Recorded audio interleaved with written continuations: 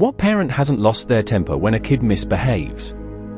A parent who hasn't lost his or her cool is a mythical creature, probably riding on a unicorn over a rainbow right now. I could count the times I've lost my cool as a dad on the fingers of one hand. Of course, that hand would need to have limitless fingers, and I'd need a really long time to count those fingers. However, I can say one thing: I'm a much calmer dad these days. I still get mad from time to time, I'm human, but it's no longer a daily occurrence or even weekly. What's my secret? Lots of conscious practice. I realized this, that yelling and punishing don't work. Let me say that again, yelling and punishing are ineffective parenting methods. If they worked, we'd all be brilliant parents and kids would always be perfectly behaved after we yelled. But they don't work. I don't need parenting studies to tell me that, I can see it in my own kids. Sure, I can yell at them, and perhaps they'll cower in fear if they think I'll raise a hand. What I'm teaching them is not good behavior, but to fear me. And worse, I'm teaching them to yell when they get angry, to resolve conflicts with violence, instead of talking things out and coming to a peaceful resolution. I'm teaching them that what I want is more important than what they want, and I'm willing to do awful things to get what I want at any cost, even at the cost of our relationship. Those aren't things I want to teach my kids. I want them to know that my relationship with them is more important than getting them to behave a certain way this one time. And yes, I know that kids need boundaries. I believe in boundaries too. I set them and my kids know it's not cool to go beyond them. And yes, I know that they need to be taught how to behave appropriately. I just no longer believe that yelling is the way to teach them appropriate behavior. Losing my temper and behaving badly is not the way to teach them how to act when they lose their temper and behave badly. Because the example we set for them, how to act when things don't go our way, is much, much more important than the rules we set for them. They learn lessons about behavior by our example, over time. Walk the walk. That's why I committed to being mindful and peaceful as a parent, even if I violate that commitment from time to time.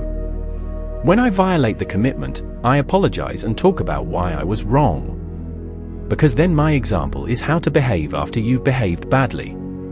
So here are a few lessons on keeping your cool when things go badly. 1. It's not about you.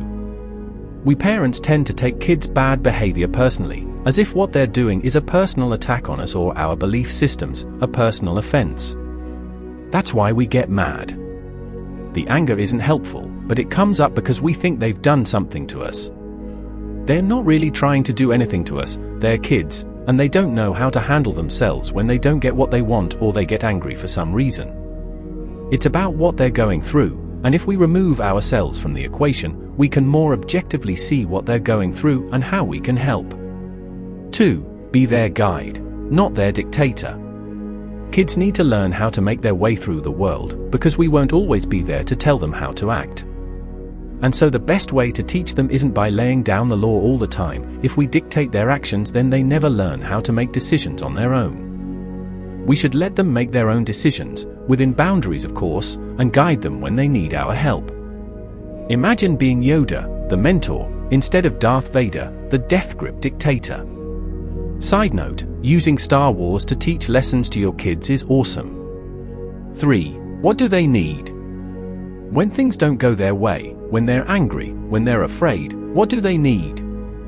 You yelling at them or threatening them isn't helpful. Put yourself in that situation, and imagine you're smaller, and ask if you'd like someone yelling at you when you're upset. How would you react if someone bigger and more powerful than you were yelling and threatening you? You wouldn't like it, and would just resent the bigger person. What would be helpful? Maybe some comfort? Some calm conversation about the problem, examining solutions. Some empathy and compassion. And yes, some stern words or a restraining hand if they're actually going to hurt themselves. 4. Take a time out. When you're angry, in the moment, it's usually best to walk away, and breathe, and calm down. Talk to them when you're cooler, and can think straight. This is hard to do, because as parents, we tend to just dive in and try to take care of the situation in the moment. But it's hard to make good decisions, talk calmly, not act irrationally, when we're upset. That's true of kids too, by the way. 5. If you haven't yet lost your cool, drop down for a moment. When you see yourself stressing out about a situation or starting to get angry but not full on lost it yet, take a breath. Pause. Drop down inside yourself and see yourself frustrated or stressed. Give yourself a moment of compassion for this frustration, which is perfectly normal and okay. Ease your pain, wish yourself happiness, and then take another breath. If you can, try to see that your child is suffering in much the same way, and needs your compassion too. 6. Commit to being mindful with them. I actually promised my kids that I'd be a more mindful parent, and asked them to watch me. If they caught me losing my temper, I would put $1 in a jar to go get ice cream with them. It helped. They haven't called me out yet. Suckers, they never get ice cream anymore. Only kidding, we still get ice cream. 7. Know that you'll mess up. Expect to have difficulties, but learn from them. See where you went wrong. Be mindful as the difficulty is happening, and see this as a good step towards being more mindful and compassionate as a parent. Review your actions, and instead of feeling bad, see where you could improve, and have a plan for next time this happens. It's important to plan it out when you're calm, not decide how to handle things when you're angry. And adjust the plan next time things go wrong, so that the plan gets better and better over time, and so do your compassionate parenting skills. The main problem is that we have some ideal as parents of how our kids should behave. We think they should be ideal kids, but in truth they're not ideal, they're real. They have faults, just like we do. They need help, they make mistakes, they get angry, they get frustrated. We do too.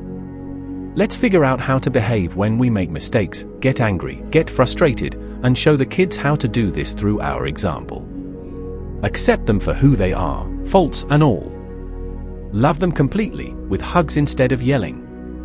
I found hugs to be a much more effective teacher than anything else in my parenting toolset.